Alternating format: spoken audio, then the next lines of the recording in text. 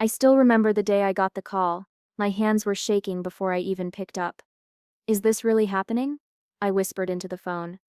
"Yes," the voice on the other end said, sharp and professional, but warm enough to make my chest tighten. "Your project SEP's approved. All of it.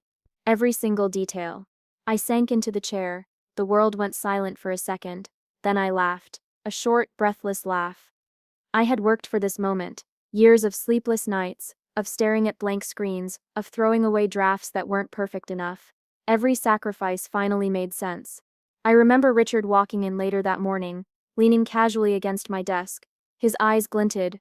Pride? Amusement? I couldn't tell. "I saw the news," he said, his tone smooth. "Congratulations, you've been indispensable." "Indispensable?"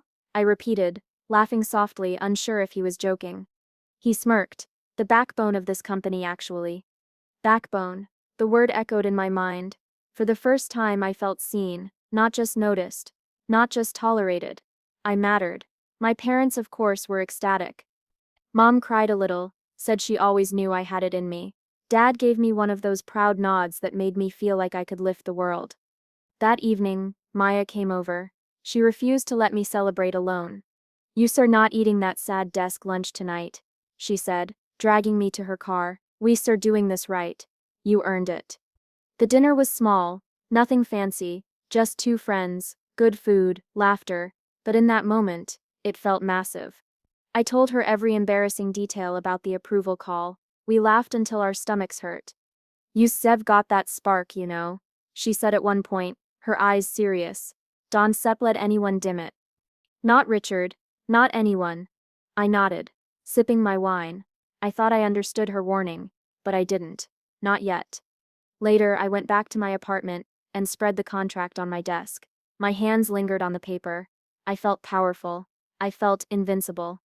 But then I saw it, just for a second. Richard's eyes, earlier that day, on the papers, not just reading them, studying them, calculating. I shook it off. I wanted to. Maybe I was being paranoid. I fell asleep that night with a smile, dreaming of presentations, awards, the kind of respect I'd only imagined in my quietest moments.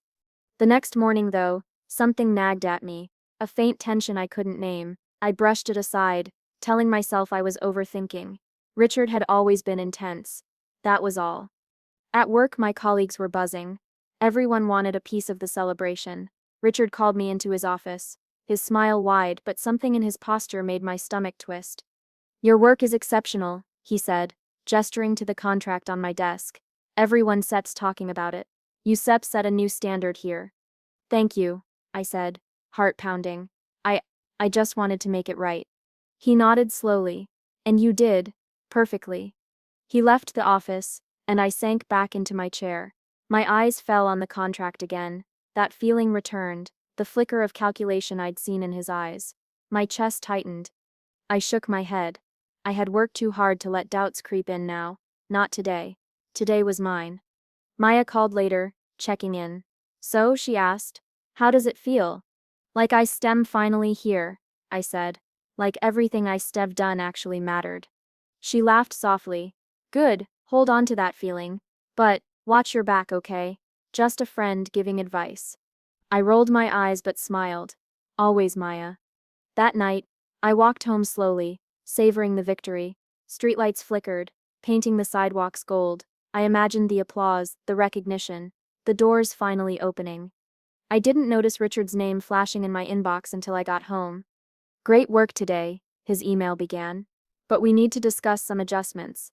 I read it twice, my fingers gripping the keyboard. Adjustments? What adjustments? I didn't understand it then. I only felt a ripple of unease, a tiny warning buried under the glow of my success. But I ignored it. I had earned this moment. I had fought for it. And for the first time, I allowed myself to feel unstoppable. I remember walking into the office that morning with my heart full of hope. My hands were steady, my head held high. The contract was ready. Everything was finally mine. Then Richard called me into his office. That smile, forced, sharp, polished, it didn't reach his eyes. "Morning," he said. "Take a seat." I sat. My chest was light. I was expecting congratulations, a handshake, maybe even a small nod of approval. Instead, he leaned back, fingers steepled. "We're going in a different direction," he said. "What?" My voice cracked. I blinked. "I don't that understand. We Sep decided to remove you from the project," he said, casually, like I was a paper he could toss into the shredder. "It's Step's business. You Step's business. You Steps will understand one day." I swallowed hard. My throat felt like sandpaper. "Removed? From my own project?" He nodded. Slowly, deliberately. "You Sep done good work, but the board thinks a new approach is better, more efficient." I laughed. Out loud, bitter, and dry. "Efficient? This is my project.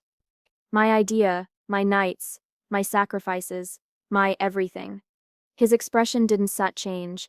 "I Sept am sorry you feel that way, but rules are rules. Decisions are final." I felt the air leave my lungs. My hands shook. I wanted to scream, to grab the contract, the papers, the proof that this was mine, but I couldn't. My voice had abandoned me. "Richard, please," I whispered, almost to myself. "This isn't fair." He leaned forward, his tone softer, almost mockingly gentle. "Life isn't fair, my dear. You still understand one day." I stared at him, trying to see some trace of remorse, some guilt, anything. There was none, just that smirk, that cold, calculating smirk. I turned, walked out of the office, and froze in the hall. Outside, the board members were laughing. Light, carefree laughter, and Richard was there too. Laughing with them, claiming my idea, my project, my blood and sweat. I wanted to run in, scream, shake them until they remembered me, but I just stood there, numb, empty. Later I confronted him again. "How can you do this?" I said, my voice barely a whisper but trembling with rage. This was my life, Sep's work, my everything. "It's Step's business," he repeated, like a mantra. "Nothing personal. You still understand." I wanted to hit him. I wanted to break something, anything to make him feel the fraction of pain I was drowning in. But my hands stayed at my sides. I could feel tears, hot and uninvited, burning my eyes. I walked past the glass walls, watching my colleagues pretend everything was normal. The office smelled like coffee and betrayal. Each laugh, each casual comment, each great idea felt like a knife twisting deeper into me. I went to my desk. My name had vanished from the paperwork. My credit stripped. My bonus gone. Just like that. Like it had never mattered. I stared at the blank screen, at the empty folders where my work had lived for months, the nights I'd spent alone, the sacrifices, the endless revisions, gone. I called Maya, my voice trembling. "Maya, they took it." "Richard." "Slow down," she said firmly. "What happened?" "They removed me, from my own project," I said. The words tasted bitter. All my work gone. My name, everything. "Richard," he sips claiming it. Laughing with the board like it Seps his idea. Silence on the line. I could hear her thinking. Then softly, "Abby, I stem so sorry." I hung up before I could cry. I didn't want her to hear it. I didn't want anyone to see me broken. But inside, everything had shattered. That night, I walked home slowly. The city felt heavier, darker, streetlights flickered, painting the sidewalks in sickly yellow. My reflection in the windows looked hollow and angry. I kept replaying Richard's words. "You'll understand one day." What did he mean? Did he think I'd forgive him? Did he think I'd forget? I remembered the first time he praised me, called me the backbone, and now, backbone. The word mocked me. I had held up this company, built a dream from nothing, and he had stolen it while smiling at me like it was nothing. I thought about the contract. About every meeting, every draft, every sleepless night, and suddenly the anger came. Sharp, hot, unforgiving. I clenched my fists. My nails dug into my palms. Pain, real, tangible pain. But it was grounding. I needed it. I needed something to remind me I was alive. Richard thought he had broken me, that this theft, this betrayal had defeated me. But as I walked past the neon glow of the empty streets, I realized something. Pain was power.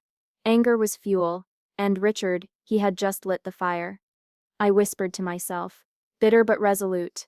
This isn't over, not even close.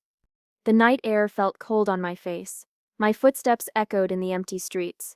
Each one a promise. A promise that I would rise, that I would take back everything, that Richard's smug laughter would be the first thing to haunt him when it all came crashing down. Everything he stole, I would reclaim.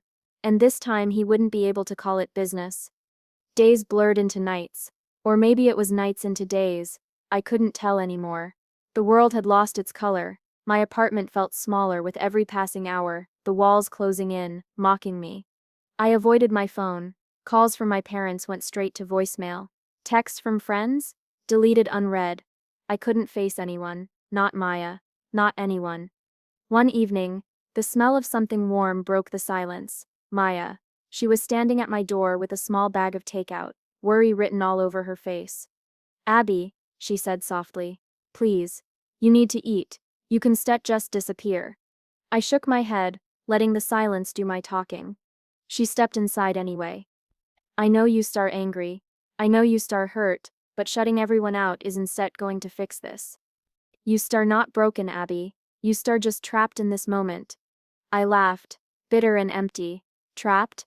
Maybe I am. Maybe I sept him trapped in a world that took everything I worked for. Maybe I sept him just nothing now. Her eyes filled with something fierce. Nothing? Don't sit you dare call yourself that.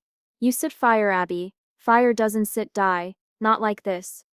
I looked away. Her words, they scraped against the walls of my numbness, but they didn't reach the core. Not yet. I wandered to my desk. The notebooks were there, scattered like memories I wasn't ready to touch. I picked one up, pages full of ideas, drafts, plans, my life on paper, and I felt sick. Each word screamed betrayal, reminded me of what Richard had stolen. Maya followed me, placing the bag of food on the desk. Look at me, she said firmly. You can sit in this, you can hurt, but don't disappear. Not for him, not for anyone. You have to fight. Even if you don't feel like it yet. I didn't respond. My fingers grazed the notebook pages. The smell of ink, the scratch of my pen, everything felt like ashes in my mouth. She knelt beside me. Abby, listen. Pain can be a tool. You can let it bury you, or you can let it fuel you. I seen you rise from worse. You stir not done yet. You stir not defeated. Something flickered inside me. Small, almost imperceptible, but it was there. A spark under layers of grief. I feel hollow, I whispered. Like everything I fought for, everything I believed in, its stuff's gone. And he just walks around like he owns it all. Maya Sep's hand rested on mine, and one day he subtle realized that taking from you doesn't make him powerful. It just awakens what he couldn't destroy. That hollow? That fire? It's sharper than you think. I closed my eyes, letting her words settle. My chest ached, the weight of failure pressed down like lead, but somewhere, under all of it, a pulse. A rhythm, a heartbeat of something I had buried under shock and grief. I wandered to the window. City lights flickered below, indifferent, cars passed like rivers of light, and I realized Richard thought he had buried me, thought my silence meant defeat. But pain, when pushed too far, transforms. It sharpens you. It doesn't just burn, it cuts. It turns into something unstoppable. I turned back to the apartment.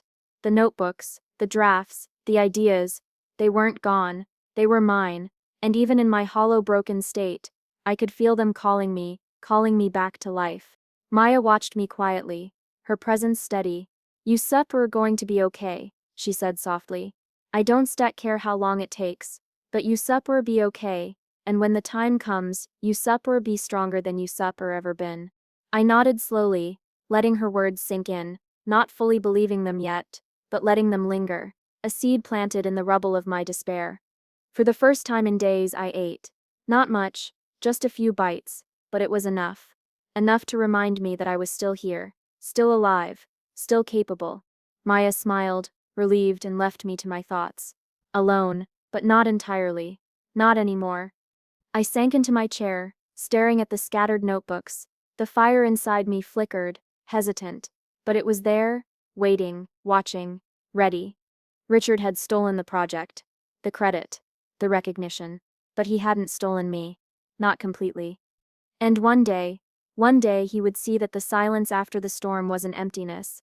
It was the calm before the reckoning. I whispered to the empty apartment, my voice low but steady. You think this is the end, Richard. this is only the beginning. The night was quiet, too quiet, perfect for thinking, perfect for planning. I pulled out the folder I had hidden under my bed. Dusty, worn, full of my original drafts, sketches, contracts, every note, every line of code, every late-night brainstorm. My hands shook as I flipped through them. It was all there. Everything. My fingerprints, my handwriting, my timestamps. Richard couldn't erase this. He might own the launch, but he didn't own me. I whispered to the empty room. He thinks he can steal everything, but he forgot one thing. What's that? Maya's voice came from the doorway. She had that stubborn, determined look, the one that made me feel like I wasn't completely alone in the storm. I made it, I said, my voice low but firm. Every single part. He can touch that. Maya stepped closer, placing her hand on the stack of papers. Exactly. You have proof, all the proof. Now, what are you going to do with it? I bit my lip, staring at the neat rows of my work. Anger, betrayal, frustration, all of it bubbled into something else. Determination, focus, power. I'm not going to beg him for credit, I said. Not in court, not in emails, not ever. Good, Maya said, nodding. Court is slow, expensive, risky. You want something quieter, sharper. I raised an eyebrow. Sharper? Licensing, she said, almost casually, like it was the easiest solution in the world. You restructure your intellectual property. Copyright every piece of your work, every draft, every idea, every line of code. Then, he can't launch anything without paying you. Every time, every dime, it's quiet. But it's lethal. I stared at her. A slow smile spread across my face. Lethal. Yes, she said, her eyes sparkling with a little mischief. Let him think he steps in control. Let him think he won. Meanwhile, every time he profits, you get your share. Not begging, not pleading. Payment, respect, justice, quiet, efficient. I leaned back, feeling the weight of the decision settle over me, calm, precise, like a blade being sharpened. He thought he buried me, I whispered. He thought the fight was over. Maya smiled, a little softly, a little proudly. No, the fight's just beginning. And this time you are in charge. I looked at my drafts again. Each page, each line, each diagram was a piece of armor. Richard couldn't steal my history. He couldn't steal my work. He couldn't steal me. I whispered under my breath. You won't get away with this. Not this time. Maya leaned closer, whispering, and you don't have to. You have everything you need right here. Proof, power, patience. The room felt charged, electric. The weight of grief from before had transformed into something sharper, something unstoppable. I realized how quiet this moment was, how dark and still, but how alive it made me feel. I ran my fingers over the original contracts, tracing my handwriting, the dates, the margins filled with notes. Only I would understand. Every line was a weapon. Every signature a shield. You serious, Maya said, smiling faintly. You really going to do it, make him pay every single time. I am, I said. My voice grew firmer with every word. He stole my work, my ideas, my effort, but he didn't steal this. I held up a draft, letting the paper catch the lamplight, and he's about to learn that every dime he makes he'll owe me. Every single dime. Maya reached for my hand. Then let's start. Step by step. You don't have to do this alone. But you leading, always. I nodded, feeling the fire ignite fully this time. The grief, the numbness, the shock, they had all transformed. Now there was clarity. Strategy, patience, and power. I whispered to the quiet apartment, to the shadows, to the memory of Richard laughing over my stolen work. You thought you won. You thought I vanish. But this is where I start. Quiet, sharp, unstoppable. Maya gave me one last reassuring smile and left me to my thoughts. Alone, but not powerless. Not anymore. I spread out the contracts and drafts across the desk. Carefully, meticulously, I began mapping out the steps, copyrights, IP filings, licensing agreements, each action precise, deliberate, every move designed to make him pay. The fire inside me roared. The silence around me was no longer oppressive. It was full of purpose, full of promise, full of the reckoning to come. I whispered, almost to myself, but with certainty, he Sepp's going to pay, every single time. And he Sepp'll never see me coming. I started quietly, very quietly. No one could know. Not my family, not Maya, not even myself. Sometimes, I reached out to lawyers and consultants. Small calls, emails disguised as general inquiries. Each step deliberate, each contact a piece of the plan falling into place. Meanwhile, Richard strutted through the world like a peacock, flaunting his project at every networking event, every board meeting, every champagne toast. Look at this, I overheard one junior colleague whisper to another. He Sepp's so arrogant, thinks the whole thing is his idea. And the delays. Another voice murmured, barely audible. Investors are getting antsy. Can Stut be patient forever? I smiled to myself. A quiet, cold smile. Richard's mask was slipping. He didn't even notice. I forced myself back into the social rhythm of life, pretending to move on. Dinner with friends, coffee meetups, casual calls with Maya, laughing when it was expected, smiling when it was necessary. But inside, every step was calculated, every word, every gesture a part of the plan. "You sir really calm," Maya said one evening, handing me a glass of wine, almost too calm. "I have to be," I replied lightly, letting the mask slide over my fury. "Appearances matter. He has no idea what Sepp's coming." She nodded, her eyes were fierce. "Good, that fire under the surface, don't set lose it, not for a second." I nodded, but the truth was, I never had. It was quiet, it was patient, but it was alive. Launch day came. Richard stood at the podium, dazzling investors, media, colleagues, confident, flashy, cocky. I watched from the crowd, smiling politely, congratulating him when our paths crossed. "Congratulations, Richard," I said, my tone measured, calm. "You really pulled it off." He beamed at me, oblivious. "Thanks. Couldn't Seth have done it without the whole team?" I smiled, nodding. "Absolutely, team effort." Inside, my pulse raced. The very project he stole, the one he paraded as his triumph, was already locked behind my copyrights and royalties agreements. Every code, every sketch, every word he presented belonged to me, legally, indisputably. He had no idea that every investor, every client, every distribution he relied on would be tied to my agreement. Every move he made forward, controlled, slowed, monetized by me. I wandered through the party, mingling, laughing when expected, complimenting colleagues. All the while my mind mapped the cracks in his empire, the whispers I overheard at the office, the small missteps, the arrogance. It was all fragile, all vulnerable. "I don't know how he does it," one investor murmured to another. "He Sepp's delaying again, but somehow everyone still follows him." I heard it, and I felt the power of it. Richard was cracking. His confidence, that smug pride, was faltering, and I hadn't done a thing yet.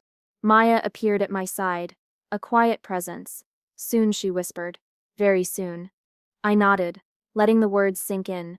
The calm mask I wore wasn't just survival, it was strategy. Every smile, every polite nod, every congratulatory handshake was a move in my game of chess. I stepped onto the balcony for a breath of air, surveying the city lights. The world outside seemed oblivious to the storm I was orchestrating. And Richard, he was the eye of that storm, unaware that the real hurricane was already rising. Back inside, I caught him glancing toward me, confident as ever, but there was a flicker, slight, almost imperceptible, a twitch in his smile, a shadow in his eyes. I wondered if he sensed anything, knew anything. He didn't. Not yet. I returned to the crowd, shaking hands, exchanging pleasantries. "Impressive work," a colleague said, patting Richard on the back. "Yes," I said, smiling. "Very impressive." And it was, from the outside, perfect, polished. But every note, every draft, every line that Richard was counting as his victory was mine, mine to control, mine to monetize. As the night wore on, I found a quiet corner, pulled out my phone, and checked the filings. Everything was in place. Every copyright, every licensing clause, every paper perfectly filed. I whispered to myself, almost inaudibly, "You thought you owned it all, Richard, but the game has already changed." The mask I wore was flawless, calm, polite, cheerful. But inside the fire raged, quiet, patient, strategic, deadly. And Richard had no idea that each smile I gave him that night was a promise. A silent, unspoken vow that every dollar he made from what he stole would be mine. Every deal, every contract, every success, tied to me, controlled by me. He laughed with investors, toasted with clients, unaware that the very foundation of his victory was already bound to my terms. I sipped my wine, smiling to the room, to the lights, to the oblivious crowd. Every laugh, every compliment, every graceful movement was calculated, controlled, perfectly timed. The first cracks were appearing, and I would be the one to widen them. I whispered again, barely above the hum of music and chatter. Masks begin to slip, Richard, and when they fall completely, there's steps nowhere left to hide. The day Richard's company officially launched the project, I waited, calm, patient. I opened my laptop and filed the first notice. Every clause, every patent, every copyright meticulously referenced, every line calculated, every loophole sealed. I leaned back and watched the screen glow. It felt quiet. Too quiet. Perfect. 2 days later, the first call came, unknown number. My heart didn't race. My pulse didn't quicken. I knew it was him or them. Hello? I said, voice steady. Miss, the lawyer Sip's tone was polite. Careful. We star calling regarding the project Youssef recently filed claims on.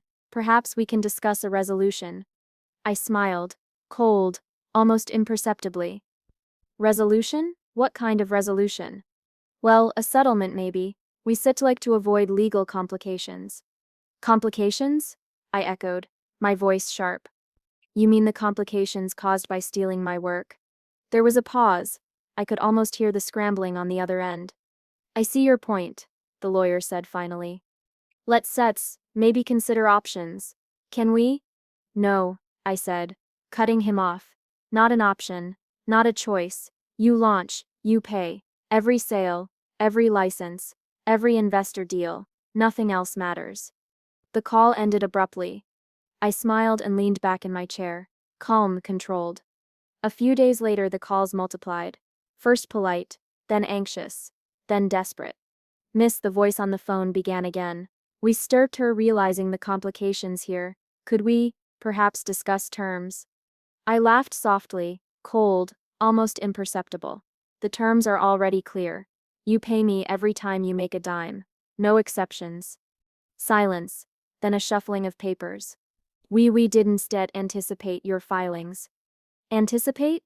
I repeated, calm. Richard took me off the contract. He thought he could erase me. He thought he could claim my work. And now? There was a long pause, a crack in their certainty, a hesitation I'd been waiting for. Now, I whispered, almost to myself, you can move forward without me, and every dollar you earn belongs to me, legally, indisputably, forever. I hung up and let the silence fill the room. A slow, deliberate satisfaction settled in my chest. 2 weeks later, the first royalty check arrived. I held it in my hands, thick, official, undeniable. My eyes burned, but not from weakness, not from grief, not from pain. I cried because I had won, cold, silent tears of vindication. Every sleepless night, every sacrifice, every stolen dream, it all crystallized into this moment. Triumph. Richard had tried to erase me, tried to claim my work, my ideas, my effort, but he had underestimated me. He had ignored the fire that grew quietly, strategically under the surface. I smiled, the check in my hands trembling slightly. The weight of it wasn't money, it was justice. 2 weeks, I whispered, voice low, calm. 2 weeks, and he steps paying me for what he thought he stole, for life.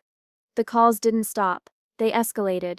Now it wasn't just lawyers, investors, board members, even Richard himself, indirectly through frantic intermediaries. Miss, one voice said, strained, almost broken. We need to discuss the licensing, the royalties. This isn't sustainable. I laughed softly. Not sustainable? Richard made it unsustainable. You can have one without the other. You stole my work. Now you pay. Not once, not twice, for life. Every attempt to negotiate, every plea to settle, every frantic email only reinforced the truth. I had the power now. Not just legal power, but leverage, control, justice. I spent the following days monitoring every transaction, every new license filed, every investor agreement executed, every payment landing in my account. Each one a small victory, a reminder that the tables had turned completely. I thought about Richard, once untouchable, once confident, smug with his assumed victory. And now, he was tangled in his own arrogance. Every success tied to my terms, every move restricted by what he had stolen. I whispered to the empty apartment, my voice low and deliberate. You thought you could erase me, Richard. You thought you could laugh and move on. You didn't know the storm you were creating. And I knew the storm wasn't over. Not yet. This was only the first blow. I placed the royalty check on my desk, looking at it like a trophy. Every dollar was proof. Proof that justice doesn't have to be loud. Proof that revenge doesn't need to be violent. Proof that patience, strategy, and persistence are sharper than any knife. I leaned back, letting the quiet satisfaction wash over me. The fire inside me, once simmering, now burned steadily. And I smiled, cold, measured, victorious. Richard had taken me off the contract. He had thought he could erase my existence from his success. But now, with every sale, every license, every investor deal, he was paying me, not once, not twice, for life. I whispered, almost inaudibly, "This is only the beginning, Richard. Only the beginning." The payments kept coming. Every week, every month, a quiet reminder that I had won. My bank account was growing. My sense of control, even more. Richard, meanwhile, his empire was cracking. I could see it now, clear as daylight. Investors pulled back, questioning why so much of the revenue was leaking toward me. Employees quit quietly, tired of his temper, tired of the chaos he'd created. Rumors swirled. Lawsuits, shady deals, lies. I attended a networking event one evening, watching from across the room. He was in full charm mode, smile wide, handshake firm, eyes gleaming with confidence. "Richard, great to see you," someone said, extending a hand. He smiled, shaking it. "Likewise, exciting things happening with the project, right?" Their eyes flicked toward me, just for a moment. Enough, they walked away. I felt a small, cold thrill. The cracks were showing. His confidence faltering under the weight of reality. "Who's that?" a colleague whispered nearby, nodding toward me. "Don't set no," the other replied. "But I heard about the royalties. She sets the reason the revenue sep's bleeding out." I sipped my wine and let the words sink in. Revenue bleeding, empire cracking. Perfect. Richard tried again. He leaned toward another potential partner. "This project, big things ahead. You shall want to be involved." The partner glanced at me, smiled faintly, shook his head. "Maybe another time. Thanks." Richard froze for just a second. A twitch in his smile. A flash of frustration in his eyes. I whispered under my breath, "Piece by piece, Richard. Piece by piece." Maya appeared beside me, quiet as ever. "You're thriving," she said softly. "I am," I replied. "Finally, not surviving." She smiled. "And every check you cash, every royalty you receive, it sups a reminder. He underestimated you, and he sups paying for it. Literally." I laughed softly, low, cold. "Do you remember the night he said it to me?" I leaned closer, voice dropping. "Diaz, this is business. You said'll understand one day." Diaz, he was right. Maya raised an eyebrow. "Right about what?" "That business isn't just numbers," I said. "It's strategy, it's patience, it's leverage, and now he sets learning exactly what that means." The party continued around us. Glasses clinked, laughter, chatter, deals being made, and in the middle of it Richard tried to command attention, tried to charm, tried to sell confidence, but every step he took was shadowed by me. Every move he made tied unknowingly to my royalties. I caught him glancing my way again. The flicker of panic in his eyes was tiny but unmistakable. His arrogance was faltering. The mask slipping. A server passed by, offering hors d'oeuvres.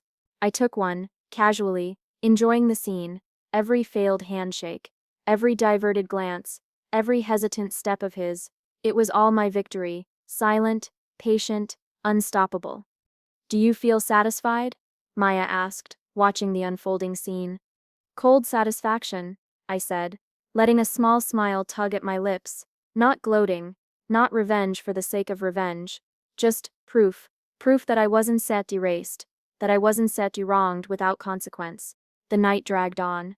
Richard made more attempts, more forced smiles, more clumsy charm, more desperate nods, but the room already knew. Whispers, rumors, observers connecting dots, and I was untouchable in my corner, calm, poised, controlled. I thought back to the night it all began. The contract stripped, the laughter in his office, my voice frozen, the betrayal cutting deeper than I thought I could survive. And now it was all reversed. I wasn't powerless anymore. I wasn't the one being erased. I was the one holding the pen, the contracts, the proof. Every payment, every royalty check, every small victory was a testament to strategy, patience, and quiet power. I looked at the scene one last time before leaving. Richard trying to hold it together. Investors quietly questioning, colleagues whispering, and me untouched by the chaos he created. I whispered to myself, almost inaudibly, "This is business, Richard, and I sup in winning at it." As I walked out of the room, the cold night air hitting my face, I felt something I hadn't felt in years, pure unshakable control. My fire once smoldering, now burned steadily. Richard had built his empire on stolen ground, and every brick he'd stacked was already bound by my hand. My law, my terms, every step forward he took was dictated, indirectly by me. I could feel it, the cracks growing, widening, unavoidable. And I smiled, knowing the final collapse was only a matter of time. For the first time in months, I felt free, not just free from him but free in power, free in strategy, free in knowing that betrayal can be returned with patience, precision, and unstoppable force. The night wrapped around me as I walked to my car, and I whispered again, low, steady, triumphant. Every empire falls, Richard, and yours is no exception. I never expected him to show up. The cafe was quiet that morning, the smell of coffee thick in the air, sunlight filtering lazily through the windows, and then there he was, Richard. His usual confident stride gone, his suit wrinkled, tie loose, eyes darting like a hunted man. He spotted me, and for the first time in years, I saw the fear, the uncertainty. The man who once towered over me now looked smaller than anyone else in the room. "You," he began, voice shaking, unsteady. "You Stev ruined me." I raised an eyebrow, sipping my latte slowly, calm, controlled. "Ruined you." I echoed, letting the words hang. "Really, Richard?" He flinched. "Yes. Look at me. Everything is falling apart. Investors pulling out, employees quitting, lawsuits. This is all your fault." I leaned back in my chair, eyes narrowing. For a split second, I almost felt pity. Almost. But the memory came crashing back. That smirk when he stole my work, that laughter echoing in that glass office, that knife twisting in my gut when I realized my project, my blood, sweat, and sleepless nights, was gone from the contract. "No, Richard," I whispered, leaning forward slightly. "You ruined yourself. I just made sure you paid for it." He froze, hands gripping his coffee cup, knuckles white. His eyes darted, searching for some leverage, some escape, some threat that could unbalance me. There's stets nothing you can do," he spat, voice trembling. You can stet, keep taking everything." I smiled faintly, cold, precise. "Everything?" I repeated. "Everything was never yours, you just didn't know it." Richard's jaw tightened. He looked around the cafe like someone might intervene. No one did. The patrons went about their business, oblivious. Only us, face to face, predator and prey. But this time the roles had reversed. "You," he stammered, then paused, realizing his words were empty. His empire, his confidence, his control, it was gone, all of it. And there was nothing left to claw back. "You took credit for my work," I said softly, voice steady, deliberate. "You tried to erase me, but I waited, I watched, and I made sure every dollar, every deal, every success tied to my work came back to me, legally, indisputably, forever." His hands shook slightly. Coffee sloshed over the rim of the cup. He didn't notice. He began again. But the words faltered. He had nothing left, not an argument, Not a threat, not a smirk, just fear, real, raw, undeniable fear. I leaned closer, lowering my voice so only he could hear. You thought you could erase me. You thought it would be easy. You laughed at me, Richard. You mocked me, and now? Now he realized the game had been over before he even noticed the pieces moving. I stum not angry, I said, almost conversationally. I stum not bitter. I stum satisfied, coldly, quietly satisfied, because the world is fair in its own way. You set the rules, Richard. You played the game, and you lost. His eyes flicked toward the window. Maybe he considered running. But where would he go? He had already lost everywhere. You think this is enough? He whispered, voice cracking. You think this will make me pay? I let a small smile tug at my lips. I've been paid in more than money, Richard. I've been paid in justice, in patience, in proof that betrayal has consequences. You wanted to erase me, but you forgot that I have proof, and now, I let the pause linger, letting the weight settle on him. You pay for life. He looked away, gulping, grasping at the remnants of pride he had left. Nothing remained. I straightened my back, letting him see the confidence, the calm, the control radiating from me. No trembling, no second guessing, no fear. He swallowed hard. You're merciless, he said finally, voice small, broken. I sup not merciless, I corrected softly. I sup just right. The cafe felt quiet suddenly, the hum of conversation fading, time slowed. I stood, collected my bag, and looked down at him one last time. You created this mess, Richard. You chose arrogance. You chose theft. You chose lies. And now you you're drowning in them. All I did was make sure the world sees it, and that you pay for it. He didn't respond. Couldn't? His empire was crumbling, his power stripped, and I walked toward the door, head high, calm, victorious. I pushed the door open. Sunlight hit me, warm and steady. The street felt like freedom, like clarity, like the first breath after a long, suffocating storm. I glanced back once, just once, and saw him frozen in the cafe, hands trembling, eyes wide, face pale. The man who once towered over me was now smaller than I had ever been in my life. I whispered under my breath, almost inaudibly, "Goodbye, Richard. This is what you built, and this is what you get." And then I walked away, head high, heart steady, every step a reminder that betrayal doesn't have to be forgotten to be avenged. The confrontation was over. Closure wasn't loud. It was quiet, cold, precise, and finally, completely mine. Years later, I still receive those checks. I open the mailbox, sorting through bills and advertisements, and there it is again, Richard's Company, stamped neatly on the envelope, a subtle reminder, a quiet echo of everything that happened. I don't feel anger anymore. Not really. Not the sharp, stabbing anger that kept me awake at night. Now it's satisfaction, cold, steady satisfaction, proof that no matter how hard someone tries to erase me, my work carries my name, my mark, my worth. I lean back in my chair holding the envelope like it sups a trophy. I can almost hear the ghost of his voice, trembling, spitting. "You ruined me." "No, Richard. You ruined yourself. I just made sure you paid for it."